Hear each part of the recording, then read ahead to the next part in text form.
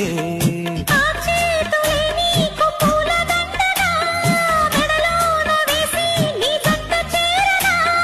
నా చూపు సుతంగా ముడి పడగా నా చూపు చిత్రాల రాజమే